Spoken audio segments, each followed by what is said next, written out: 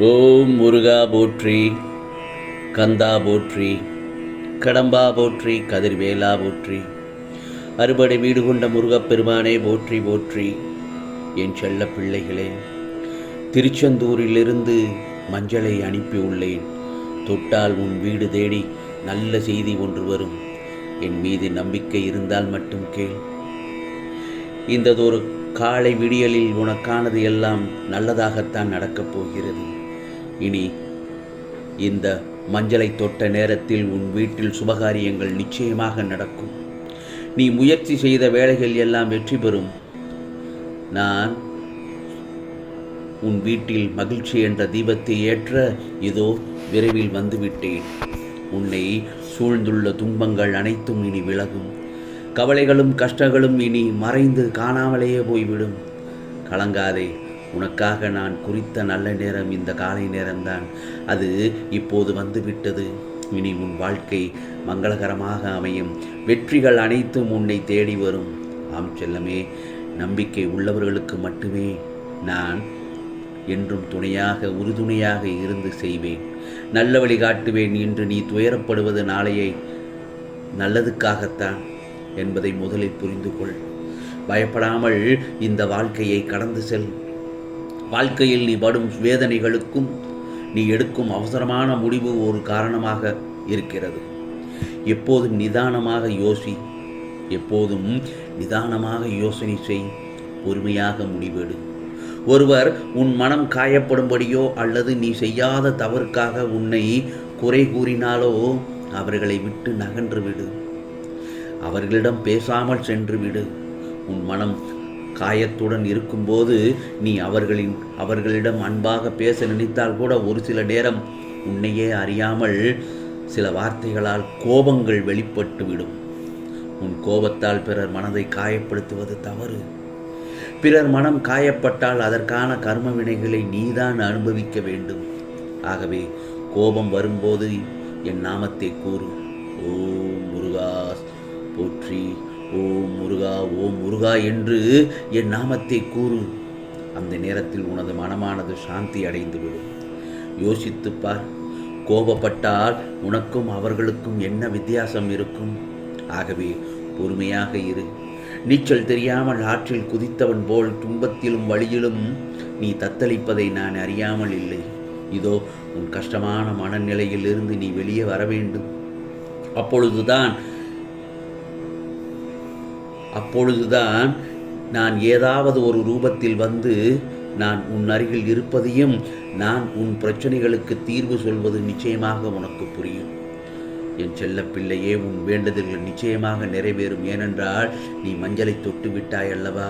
கூடிய விரைவில் உன் வீட்டில் சுபகாரியங்கள் நடக்கும்.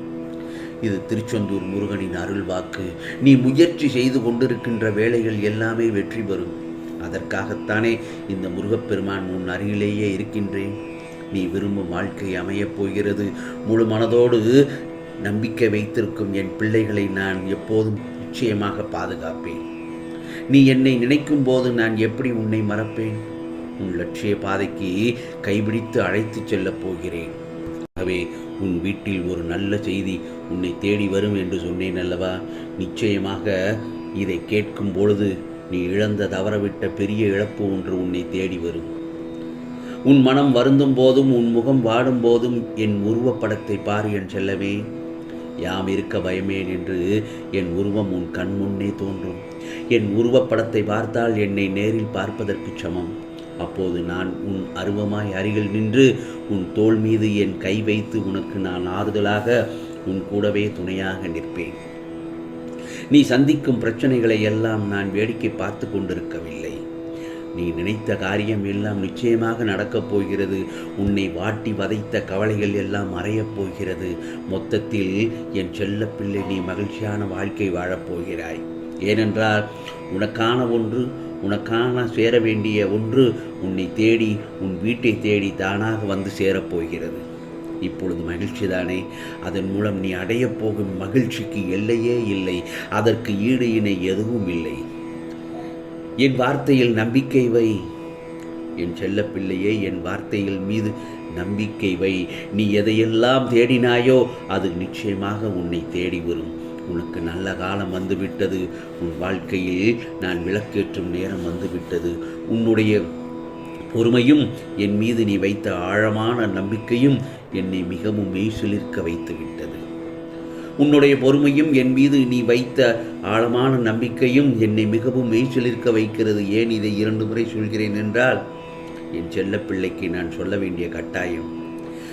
அதே நேரத்தில் உன்னுடைய கர்மா கடைசி கட்டத்திற்கு வந்துவிட்டது. நீ எவ்வளவு சோதனைகளை சந்தித்து எதிர்கொண்டாய் என்பதை இந்த முருகப்பெருமான் நான் நன்கு அறிவேன். எவ்வளவு கஷ்டம் அனுபவித்து உள்ளாய், அவற்றையெல்லாம் நீ எவ்வளவு பொறுமையாக தாங்கிக் கொண்டாய் என்பதையும் எனக்கு நன்றாக தெரியும். ஆகவே இனிமேல் உன் வாழ்க்கையில் ஏறுமுகம் மட்டும்தான்.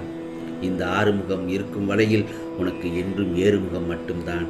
ஆனால் நம்பிக்கை, பொறுமையை மட்டும் என்றும் கைவிட்டு விடாதே. நான் உனக்கு என்றென்றும் துணையாக இருப்பேன். மேலும் உன் பக்தியை, அன்பையையும் ஏற்றுக்கொண்டேன். விரைவில் நாளை, இன்றோ நாளையோ உனது வேண்டுதல்கள் எல்லாம் நீண்ட நாட்களாக எதிர்பார்ப்பதையும் கட்டாயம் நிறைவேற்றித் தருவேன். சந்தோஷமாக இரு, மகிழ்ச்சியாக இரு, தைரியமாக இரு. பயப்படாதே, கலங்காதே, தடுமாறாதே, புலம்பாதே, குழப்பம் கொள்ளாதே. மன நிம்மதியாக மனதை ஒருநிலைப்படுத்தி உனக்கானது நிச்சயமாக உன்னை தேடி வரும்படி இந்த முருகப்பெருமான் ஆணையிடுகிறேன். அதேபோல்தான் நீ ஆசைப்பட்ட விரும்பிய விஷயங்கள் எல்லாம் உனக்கு திருப்தியை கொடுக்கும், மகிழ்ச்சியை தரும். கிடைக்காத, நடக்காத விஷயங்கள் உனக்கு கஷ்டத்தை தான் கொடுக்கும். ஆனால் இந்த உலகத்தில் என்னை விட உண்மையான உறவுகள் வேறு யாரும் இல்லை என்பதை நீ புரிந்து கொள்ள வேண்டும் என்பதற்காகவே சில பொய்யான உறவுகளை உன்னிடத்தில் இருந்து விலக்கி வைத்தேன். அதற்காக கலங்க வேண்டாம். உனக்கான நேரம் தொலைவில் இல்லை. உன் சொந்தம் தேடி வரப்போகிறது. தக்க வைத்துக்கொள் என் செல்லமே. பொறுமையாக இரு. உன் மீது நம்பிக்கை வைத்து உன் குறிக்கோளை நோக்கி சென்று கொண்டே இரு. மற்றதை இந்த முருகப்பெருமான் நான் பார்த்துக் கொள்கிறேன். எப்போதும் உன்னுடன் நான் இருப்பேன் என்பதை நம்பிக்கையுடன் இருக்க வேண்டும். அப்படி என்றால்தான் உனக்கான மங்களகரமான ஒரு நிகழ்ச்சி உன் வீட்டில் நடக்கப் போகிறது. ஏனென்றால் திருச்செந்தூரிலிருந்து மஞ்சளை அனுப்பி உள்ளேன். அதை தொட்டு விட்டாய் அல்லவா? இதோ உனக்கான நல்ல செய்தி ஒன்று உன்னை தேடி வந்து விட்டது. ஆம் செல்லமே, பெற்றுக்கொள்ள தயாராக இரு, சந்தோஷமாக இரு. இது திருச்செந்தூர் முருகனின் அருள்வாக்கு. ஓம் சரவண பவ, ஓம் சரவண பவ, ஓம் சரவண பவ.